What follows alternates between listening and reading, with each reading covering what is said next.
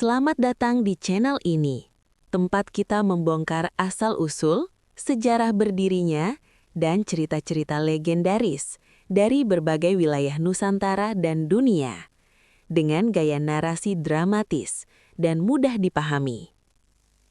Sebelum kita mulai, pastikan kamu sudah tekan like, subscribe, dan tulis di kolom komentar cerita asal-usul apa yang ingin kamu dengar berikutnya. Karena komentar kamu bisa jadi episode selanjutnya. Sekarang, siapkan waktumu, karena kisahnya dimulai dari sini. Bayangkan sebuah malam ketika tanah Jawa terbelah oleh perjanjian dan pengkhianatan, namun justru di saat itulah sebuah kerajaan baru dipilih oleh alam. Bukan lewat perang, bukan lewat warisan tahta, tetapi lewat wangsit, tanda gaib, dan garis kosmis antara gunung dan laut. Dari keheningan tapa seorang pangeran bernama Sultan Hamengkubuwono I, lahirlah pusat kekuasaan yang kelak menjadi jantung budaya Jawa. Tapi benarkah istana itu dibangun manusia, atau sudah lebih dulu ditentukan oleh semesta? Malam itu angin berhembus tidak biasa di tanah Jawa. Langit di atas hutan Mataram memerah samar, seolah menyimpan pertanda. Burung-burung berhenti bersuara, dan hanya desir dedaunan yang terdengar seperti bisikan para leluhur. Di tengah keheningan itu, seorang pangeran duduk bersila, memejamkan mata, menanti jawaban dari semesta. Dialah Sultan Hamengkubuwono I, pemimpin muda yang baru saja melewati masa penuh pergolakan setelah runtuhnya kejayaan lama Kesultanan Mataram. Perjanjian, perpecahan, dan perebutan pengaruh membuat tanah ini retak. Namun ia percaya, dari perpecahan, pusat peradaban baru akan lahir. Dalam tapa panjangnya, ia mencari petunjuk, di mana pusat kerajaan baru harus berdiri. Konon, pada malam ke-40, tanah di hadapannya bergetar halus. Angin membawa harum bunga yang tak tampak. Dalam keheningan batin, ia melihat bayangan sebuah poros agung, gunung di utara, laut di selatan, dan sebuah istana di tengah, berdiri sebagai penyimbang dunia manusia dan dunia roh. Sebuah suara lirih bergaung dalam batinnya. Dirikan pusatmu di tanah yang dilintasi garis langit dan bumi. Di sanalah tahta akan berumur panjang. Keesokan harinya, sang pangeran memanggil para penasehat, empu, dan ahli perbintangan. Mereka membawa peta, membaca arah angin, memperhatikan aliran sungai, dan posisi bintang. Perjalanan pun dimulai, menyusuri hutan, menyeberangi sungai, hingga tiba di sebuah kawasan yang terasa berbeda. Tenang, namun berdenyut kuat. Tanahnya padat, udara terasa hangat. Burung-burung berputar di langit seakan menjaga wilayah itu. Seorang empu menancapkan tongkat kayunya ke tanah, dan tongkat itu berdiri tegak tanpa jatuh. Para abdi dalam saling pandang. Ini tanda yang jarang terjadi. Tanah ini menerima, bisik sang empu. Namun tidak semua setuju. Beberapa panglima menganggap lokasi itu terlalu terbuka dan rawan serangan. Yang lain khawatir pada cerita rakyat tentang penunggu gaib di wilayah tersebut. Perdebatan memanas. Malam musyawarah berlangsung panjang ditemani obor dan asap dupa. Sang pangeran tetap tenang. Ia menancapkan kerisnya ke tanah dan berkata pelan. Kerajaan bukan hanya dibangun dengan batu dan tembok, tapi dengan restu alam dan kehendak langit. Saat keris itu dicabut, tanah mengeluarkan mata air kecil yang jernih. Orang-orang terdiam.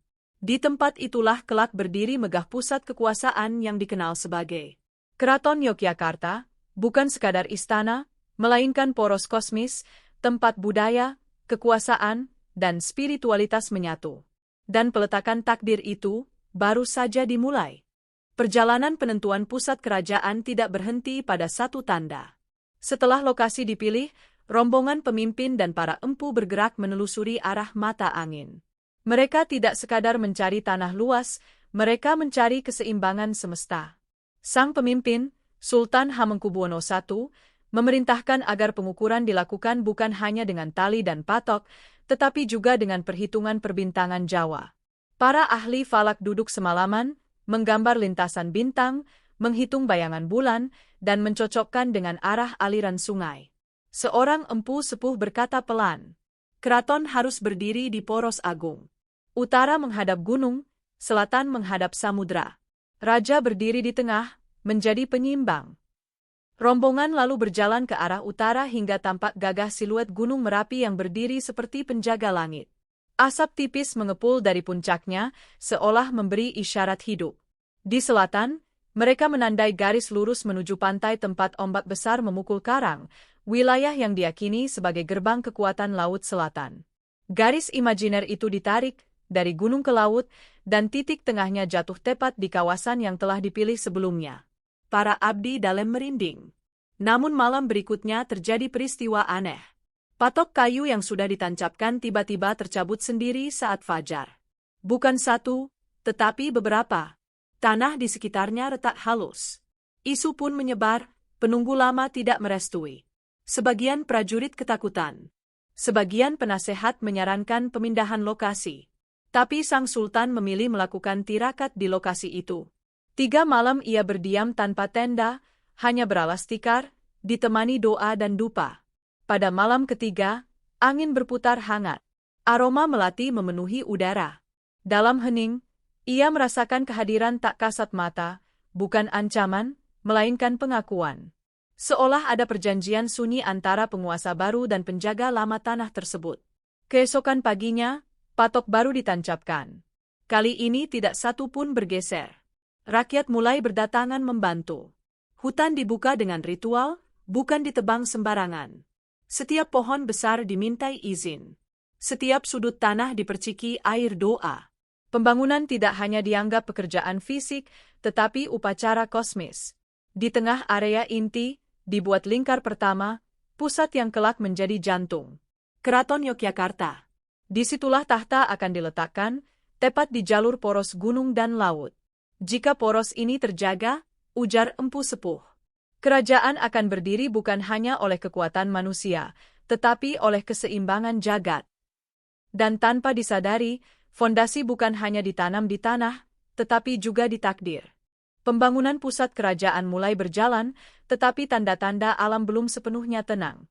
Angin selatan sering datang tiba-tiba, membawa kabut tipis dan suara gemuruh jauh seperti ombak dipukul badai. Para tetua desa berbisik, garis poros belum lengkap, utara sudah diakui, selatan belum diajak bicara. Para penasehat spiritual mengingatkan bahwa wilayah selatan bukan sekadar laut, melainkan gerbang kekuatan gaib. Sejak lama masyarakat percaya ada penguasa tak kasat mata yang menjaga samudra dan seluruh arus energinya. Sang Sultan tidak menertawakan kepercayaan itu. Baginya, memimpin tanah Jawa berarti memahami lahir dan batin. Maka ia memutuskan melakukan laku spiritual ke pesisir selatan bersama beberapa empu dan abdi pilihan. Perjalanan dilakukan tanpa iring-iringan besar. Mereka berjalan diam, membawa sesaji, air suci, dan pusaka. Setibanya di pantai, ombak tampak lebih tinggi dari biasanya. Langit kelabu, namun tidak turun hujan. Seolah alam sedang menunggu. Ritual digelar saat senja. Dupa dinyalakan. Mantra dilantunkan. Sesaji dihanyutkan ke ombak. Dalam keheningan itu, sang sultan berdiri tegak menghadap laut, menyampaikan niatnya, membangun pusat pemerintahan yang menjaga keseimbangan manusia dan alam. Konon, pada saat itulah angin berhenti mendadak. Ombak yang semula keras menjadi rata. Permukaan air tampak berkilau kehijauan diterpa cahaya matahari terakhir.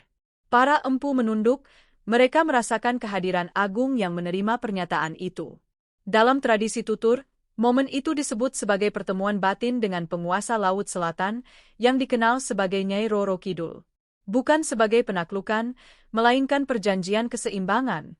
Daratan dijaga manusia, lautan dijaga beliau, dan keduanya tidak saling melanggar batas.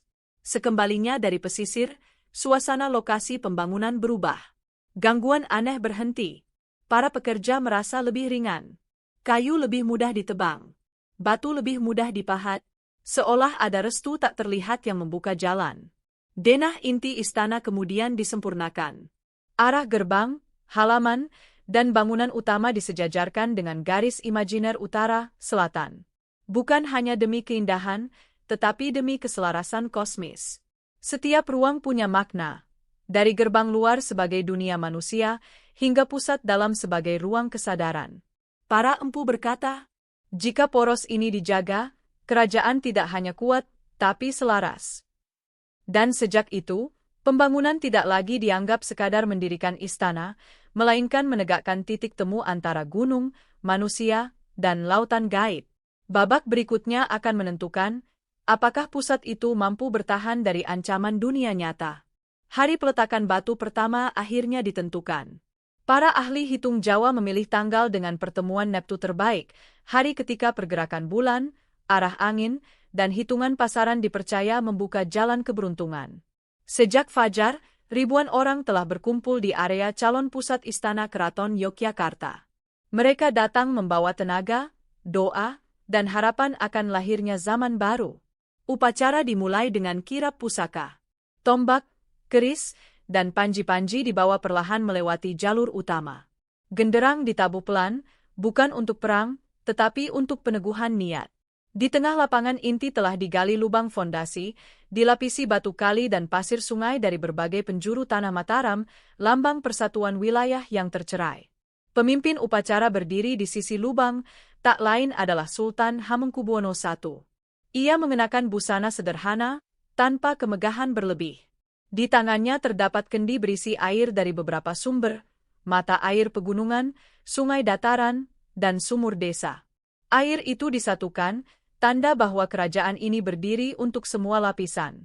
Sebelum batu diletakkan, para empu menanam benda-benda simbolik, butir padi untuk kemakmuran, kaun logam untuk kestabilan, kain putih untuk niat bersih, dan tanah dari berbagai desa sebagai tanda ikatan rakyat.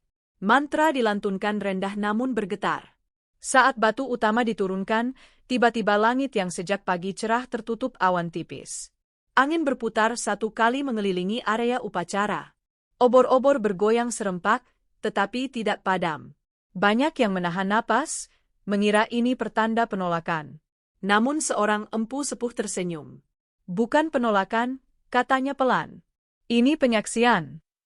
Sang Sultan lalu mengucapkan sumpah tanah raja, bahwa pusat ini tidak boleh hanya menjadi lambang kuasa, tetapi tempat bernaung rakyat, penjaga adat, dan penyeimbang zaman. Ia menyentuhkan tangan ke batu fondasi, lalu ke tanah, lalu ke dadanya. Rakyat yang hadir mengikuti dengan hening. Tidak ada sorak, hanya rasa hikmat yang berat dan hangat sekaligus. Setelah batu tertanam, awan perlahan terbuka. Cahaya matahari jatuh tepat di titik fondasi. Seorang penabuh gamelan memukul nada panjang, tanda resmi dimulainya pembangunan. Sejak hari itu, pekerjaan dipercepat. Tukang kayu, pemahat batu, perajin ukir, dan ahli tata ruang bekerja siang malam. Tapi beredar kabar lain, pihak luar yang tidak senang dengan lahirnya pusat kekuasaan baru mulai mengirim mata-mata. Keraton belum berdiri, namun bayang-bayang ancaman sudah mendekat. Pembangunan pusat istana semakin pesat. Rangka bangunan utama mulai tampak, tiang-tiang kayu jati berdiri kokoh, ukiran pertama menghiasi balok penyangga. Di tengah kawasan yang kelak dikenal sebagai Keraton Yogyakarta, aktivitas tidak pernah benar-benar berhenti, bahkan saat malam. Obor dinyalakan, doa dibacakan, dan palu tetap diketukkan dengan ritme teratur. Namun di balik kemajuan itu, kabar gelap berembus. Para pengintai melaporkan adanya pergerakan pihak asing dan kelompok lawan politik yang merasa terancam oleh bangkitnya pusat kekuasaan baru. Mereka tidak menyerang secara terbuka, tetapi menyusup, menyebar isu, dan mencoba memecah para pekerja dari dalam. Isu pertama, lokasi istana disebut tanah panas yang akan membawa bencana. Isu kedua, pembangunan dianggap melanggar tanda-tanda lama. Isu ketiga, pemimpin baru tidak direstui garis keturunan tertentu. Beberapa pekerja mulai ragu. Beberapa tukang memilih pulang. Suasana yang semula penuh keyakinan berubah menjadi bisik-bisik curiga. Mendengar itu, Sultan Hamengkubuwono I tidak marah. Ia justru turun langsung ke area kerja tanpa pengumuman. Ia berbicara dengan para pemahat, kuli angkut, dan pemukir, menanyakan keluarga mereka, desa asal mereka, dan kesulitan mereka. Keraton ini, katanya, bukan milik raja, tapi milik masa depan kalian. Ia memerintahkan dapur umum dibuka setiap hari. Upah dipercepat. Keluarga pekerja diberi jaminan beras. Perlahan, kepercayaan kembali tumbuh. Isu pecah belah kehilangan daya. Tapi gangguan belum berhenti. Suatu malam, gudang kayu utama terbakar. Api muncul hampir bersamaan di 3 sudut, jelas bukan kecelakaan. Prajurit berhasil memadamkan, namun sebagian bahan bangunan habis. Para panglima meminta izin melakukan penangkapan besar-besaran terhadap orang-orang mencurigakan di desa sekitar. Sang Sultan menolak penindakan membabi buta. Musuh terbesar bukan yang membakar kayu, ujarnya, tetapi yang ingin membakar kepercayaan. Sebagai gantinya, ia memperketat penjagaan dan menempatkan sandi rahasia di setiap jalur masuk proyek. Para empu juga diminta melakukan ritual perlindungan, bukan untuk menyerang, tetapi untuk meneguhkan batas. Malam berikutnya, Ronda melihat sosok-sosok asing mendekat, namun mendadak berbalik arah sebelum mencapai gerbang. Mereka mengaku merasa sesak dan bingung, begitu mendekat, seolah tersesat di tempat yang sama berulang kali. Sejak itu, gangguan fisik menurun. Pembangunan kembali berjalan stabil. Rangka pendapa utama mulai terbentuk. Dari kejauhan, siluetnya tampak seperti bahtera besar yang berlabuh di tengah daratan, siap menampung gelombang zaman. Tetapi para penasehat tahu, ujian terbesar sebuah kerajaan bukan saat membangun, melainkan saat mulai berdiri. Ketika rangka bangunan utama mulai tegak, tahap paling rumit justru dimulai, bukan mengangkat kayu atau menyusun batu, melainkan menata makna. Istana yang dibangun tidak boleh sekadar indah dan kuat. Ia harus berbicara dalam simbol, berjalan dalam filosofi, dan bernapas dalam ajaran kosmis Jawa. Di pusat proyek Keraton Yogyakarta, para empu tata ruang, pujangga, dan ahli perhitungan hari berkumpul. Mereka membawa naskah lama, diagram arah angin, serta hitungan sumbu kehidupan. Setiap halaman, gerbang, dan bangunan ditentukan fungsinya, lahir dan batin. Sang penguasa, Sultan Hamengkubuwono I, menghendaki agar siapapun yang masuk ke kawasan istana menjalani perjalanan kesadaran tanpa disadari. Gerbang luar dibuat lebar dan terbuka, melambangkan dunia manusia yang ramai dan penuh nafsu. Halaman berikutnya dibuat lebih tenang, tempat orang mulai menata diri.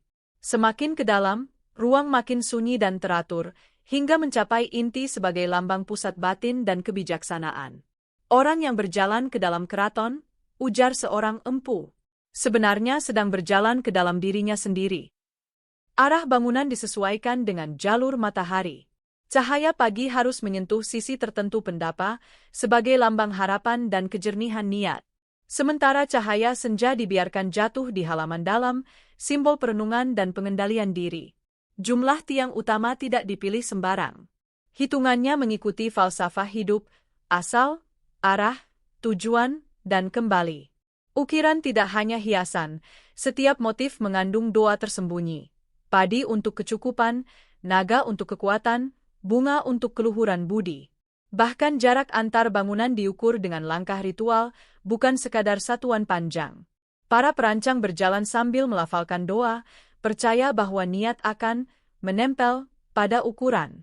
Ada perdebatan ketika menentukan posisi singgasana. Sebagian ingin menaruhnya tepat di pusat geometris. Namun para empu menolak. Pusat kuasa tidak boleh tepat di tengah bentuk, kata mereka. Karena kekuasaan harus condong pada kebijaksanaan, bukan simetri. Posisi akhirnya digeser sedikit, cukup untuk mengubah makna, tanpa mengubah keseimbangan. Di malam penetapan akhir denah, dilakukan tirakat bersama. Tidak ada lampu terang, hanya pelita kecil di setiap sudut rencana bangunan. Dari atas bukit, pola cahaya itu tampak seperti rasi bintang yang dipindahkan ke bumi. Para saksi merinding melihatnya. Sejak saat itu, para pekerja tidak lagi merasa mereka sedang membangun kompleks istana. Mereka merasa sedang menjahit semesta ke dalam bentuk ruang.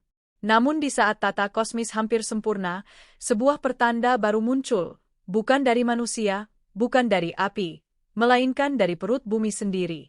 Retakan halus mulai terlihat di salah satu sisi utara area pembangunan, dan para empu tampak gelisah. Retakan di sisi utara kawasan pembangunan mula-mula tampak kecil, hanya garis tipis di tanah kering. Namun dalam 3 hari, panjangnya bertambah. Beberapa batu fondasi miring sepersekian jari. Para pekerja gelisah. Kabar cepat menyebar, utara sedang berbicara. Semua mata otomatis tertuju ke arah Gunung Merapi, penjaga agung di poros utara. Gunung itu tampak lebih aktif dari biasanya. Asapnya menebal, gemuruh halus kadang terdengar saat malam sunyi. Bagi para empu, ini bukan sekadar gejala alam, tetapi pesan yang harus dibaca dengan hati-hati. Pekerjaan di zona utara dihentikan sementara. Para ahli tanah memeriksa struktur, sebagian menyebut ini murni pergeseran lapisan. Namun para penasehat spiritual meminta dilakukan laku batin sebelum keputusan diambil. Bagi mereka, pusat kekuasaan yang berdiri di poros kosmis harus selaras, bukan memaksa.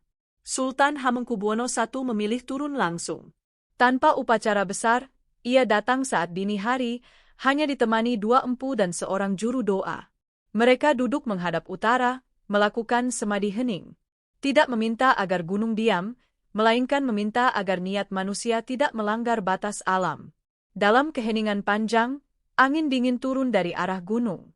Obor yang ditanam di tanah utara menyala lurus tanpa goyah. Salah satu empu membuka mata dan berbisik. Bukan penolakan. Hanya peringatan agar fondasi diperkuat, lahir dan batin. Arahan pun berubah.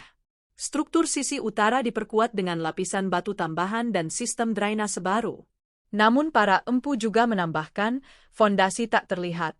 Doa penjuru, penanaman simbol logam, dan penempatan pusaka pelindung di titik tertentu. Selama 7 malam berturut-turut, ritual kecil dilakukan tanpa keramaian. Tidak ada gamelan, tidak ada kirap, hanya mantra rendah dan ketekunan. Para pekerja diminta menjaga laku, tidak berkata kasar, tidak bekerja dalam amarah, tidak merusak tanpa izin.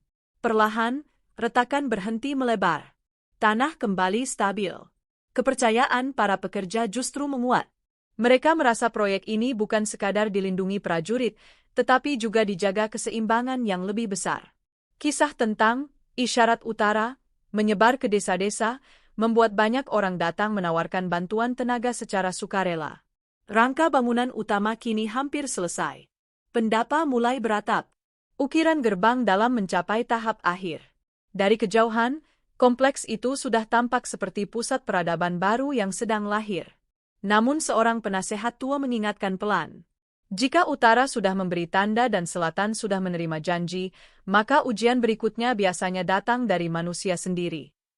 Dan benar, laporan baru masuk. Kekuatan politik pesaing sedang menyiapkan langkah terbuka, bukan lagi bayangan tersembunyi. Konflik tak bisa dihindari. Keraton harus berdiri sebelum badai manusia tiba. Kabar yang ditakuti akhirnya datang juga. Kekuatan pesaing dari barat tidak lagi bergerak diam-diam.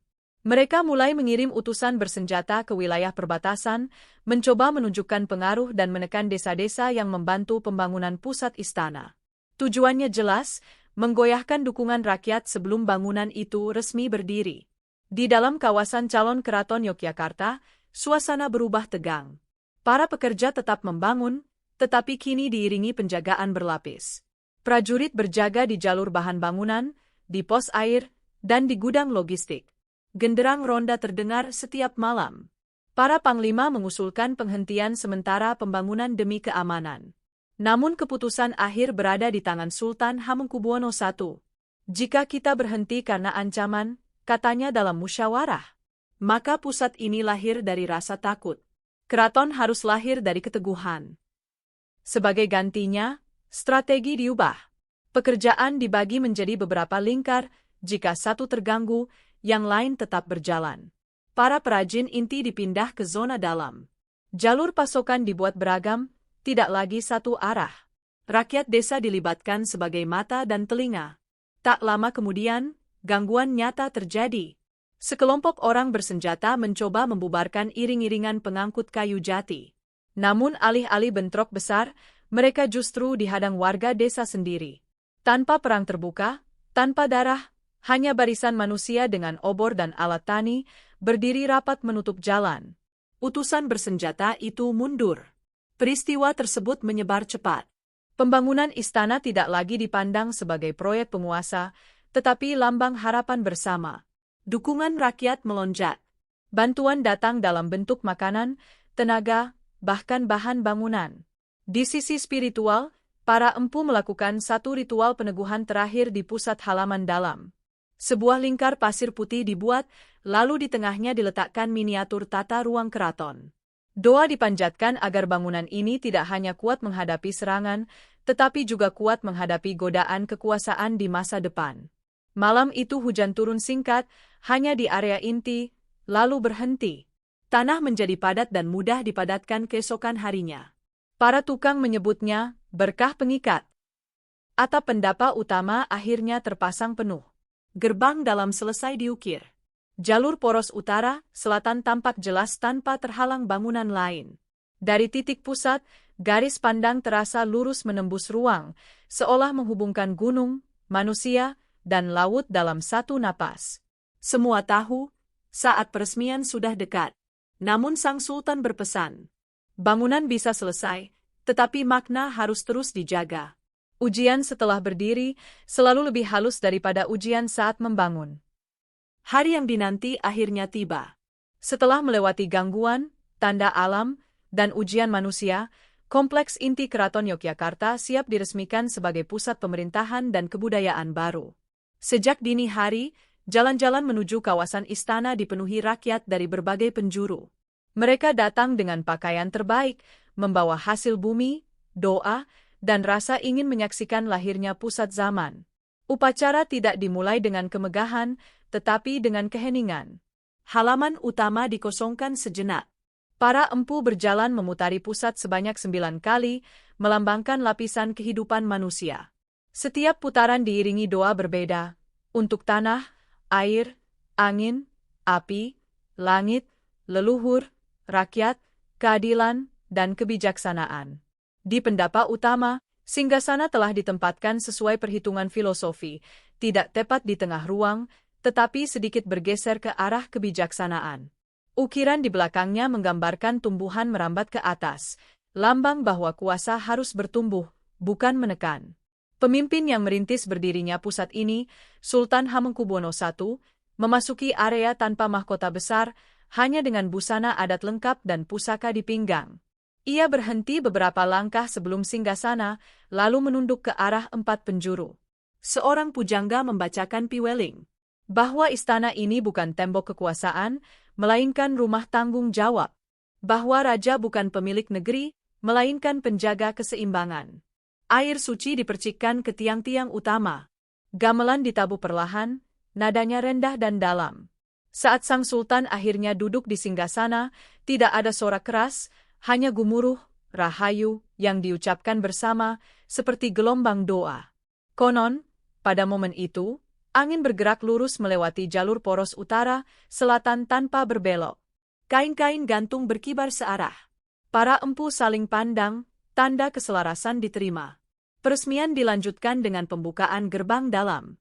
Rakyat dipersilakan masuk bergelombang, bukan untuk menghadap, tetapi untuk melihat. Agar mereka tahu pusat ini nyata, terbuka, dan hadir untuk mereka. Malamnya, ribuan lampu minyak dinyalakan. Dari ketinggian, tata letak istana tampak seperti mandala cahaya di tengah gelap tanah Jawa. Para tetua berbisik bahwa pola itu serupa rasi bintang, seolah langit diturunkan ke bumi. Namun di tengah perayaan, sang sultan memberi pesan penutup yang membuat semua terdiam. Keraton telah berdiri. Mulai hari ini, ujian kita bukan lagi mendirikan, tetapi menjaga. Dan semua mengerti, kisah besar ini belum selesai. Tinggal satu bab terakhir, warisan yang akan hidup melampaui para pendirinya. Peresmian telah berlalu. Genderang telah diam. Lampu-lampu minyak dipadamkan satu persatu. Namun kehidupan di dalam Keraton Yogyakarta justru baru dimulai. Hari-hari berikutnya diisi bukan oleh pesta, melainkan penataan nilai. Aturan adat ditulis. Tata cara menghadap disusun. Pendidikan budi pekerti bagi abdi dalam dirancang.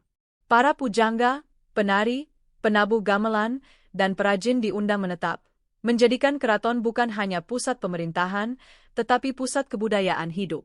Sang pendiri, Sultan Hamengkubuwono I, menetapkan satu prinsip yang terus diulang dalam setiap petuahnya. Kuasa boleh diwariskan, tetapi laku harus diajarkan. Ia memerintahkan agar setiap bangunan tidak hanya dirawat secara fisik, tetapi juga dimaknai. Setiap upacara harus dipahami, bukan sekadar dijalankan. Setiap simbol harus dijelaskan, bukan hanya dihafal. Karena tanpa makna, keraton hanya menjadi kayu dan batu. Tahun-tahun awal menjadi masa pembuktian. Musim kering panjang datang, lumbung dibuka untuk rakyat. Sengketa wilayah muncul, diselesaikan lewat musyawarah, bukan hanya pedang. Wabah melanda desa, tabib keraton dikirim, bukan ditarik masuk. Perlahan, kepercayaan mengakar. Rakyat tidak lagi melihat keraton sebagai tempat jauh dan tinggi, tetapi sebagai pusat penyangga. Tempat arah ditetapkan. Tempat budaya dijaga. Tempat krisis ditenangkan. Para empu yang dulu merancang poros kosmis tersenyum melihatnya. Garis gunung, istana, laut tidak hanya menjadi simbol, tetapi cara berpikir. Teguh seperti gunung. Adil di tengah. Dalam seperti laut. Legenda-legenda pun mulai tumbuh di sekitar dindingnya. Tentang wangsit awal. Tentang perjanjian selatan. Tentang isyarat utara. Sebagian dilebihkan, sebagian disederhanakan, namun intinya tetap sama. Pusat ini lahir dari keselarasan, bukan ambisi semata. Menjelang akhir hayatnya, sang sultan berjalan perlahan melewati halaman dalam saat senja. Ia berhenti di poros tengah, memandang lurus ke arah utara lalu selatan.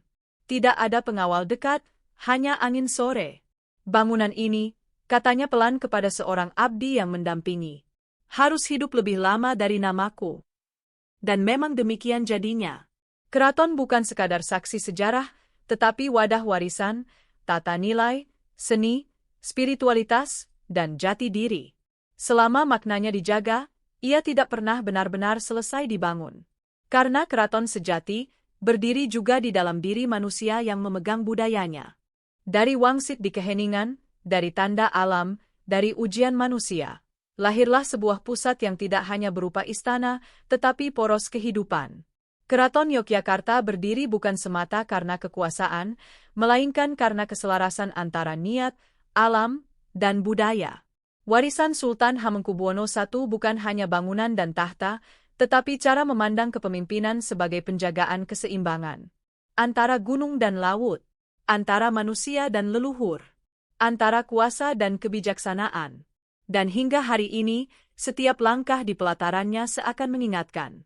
Peradaban besar tidak lahir dari ambisi saja, tetapi dari laku, makna, dan tanggung jawab yang dijaga turun-temurun.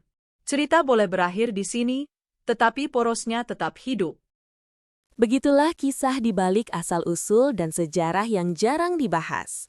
Bukan sekadar cerita masa lalu, tapi jejak yang membentuk dunia yang kita kenal hari ini. Kalau kamu suka konten cerita sejarah, asal-usul kota, legenda, dan kisah tersembunyi seperti ini, jangan lupa bantu channel ini berkembang dengan klik like, subscribe, dan share ke teman kamu. Tulis juga di kolom komentar, kisah apa yang ingin kamu dengar di episode berikutnya. Siapa tahu, cerita pilihan kamu yang akan kita angkat selanjutnya. Terima kasih sudah menonton sampai akhir. Sampai bertemu di kisah berikutnya, karena setiap tempat punya rahasianya sendiri.